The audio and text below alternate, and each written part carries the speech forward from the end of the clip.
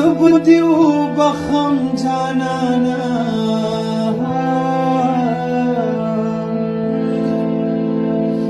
د خدای را کړي خندا تا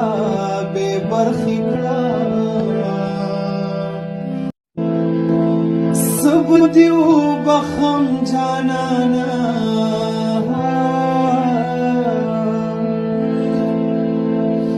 د خدای را کړي خندا تا